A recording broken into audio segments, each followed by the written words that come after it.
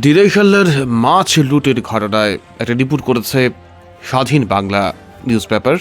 তারা বলছে, গত শুক্রবার 28 ফেব্রুয়ারি সকাল 10টায় বিভিন্ন গ্রামের প্রায় হাজার খানেক মানুষ পলো নিয়ে, ছোট ছোট জাল নিয়ে, মাছ ধরার বিভিন্ন উপকরণ নিয়ে কামাল বিল, হাতি বিল, মেঘনা বিলে মাছ শিকার করেন। এ সময় কামাল বিলের ইজারাপ্রাপ্ত চরনারচর এবিএম মৎস্যজীবী সমবায় সমিতির লোকেরা বাধা দিলেও তারা তা শুনেননি। এ ঘটনায় 1.5 কোটি টাকার মাছ লুট হয়েছে বলে ধারণা সমিতির সদস্যদের। এদিকে ঘটনার পর থেকে গত শুক্রবার সারাদিন রাতে হাজার হাজার মানুষ সেখানে জড়ো হন। শনিবার সকালে সেখানে প্রায় 20,000-এরও বেশি মানুষ জড়ো হয়েছে বলে স্থানীয়রা জানান। চরনারচর এবিএম মৎস্যজীবী সমবায় সমিতির সাধারণ সম্পাদক সুধীর বিশ্বাস বলেন, বিলটি 197 একর জায়গা জুড়ে অবস্থিত। বিলটির মাছ ধরতে প্রায় 5 মাস সময় লাগে।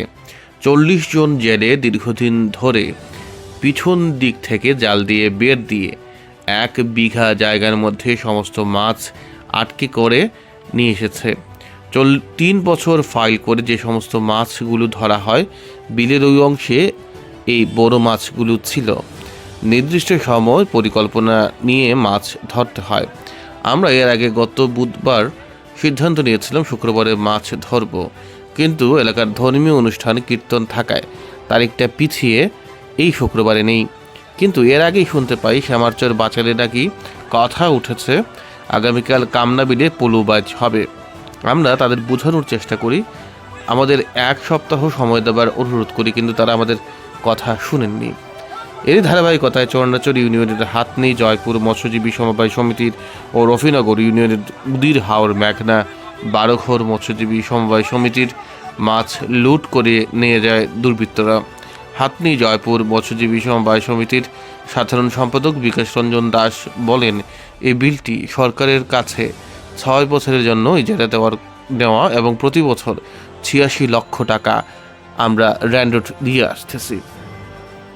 তিনি আরও বলেন, বেশ কয়েকটি গ্রামের লোকজন গত রবিবার ভোররাত থেকে 10-15 হাজার মানুষ পলু, ছোট ছোট জাল, মাছ ধরার বিভিন্ন ধরনের উপকরণ, হাতনি বিলের মাছ লুটপাট করেছে ও বিলে থাকা বাঁশ খাটা ভেঙে প্রায় 1.5 কোটি টাকার ক্ষয়ক্ষতি করেছে। এখন আমরা একদম সর্বশান্ত হয়ে গেছি।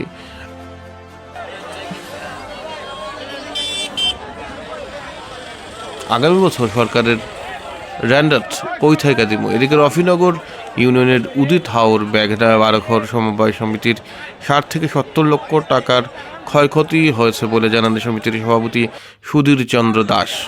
দিরাই থানার ওসি মোহাম্মদ আব্দুর রাজ্জাক বলেছেন, আমরা ঘটনাস্থল পরিদর্শন করছি। হাজার হাজার মানুষ মাছ ধরে নিয়ে গেছে। এই ঘটনায় কোনো মামলা হয়নি।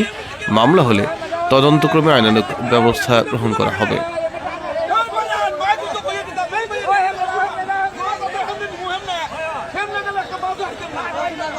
গভীর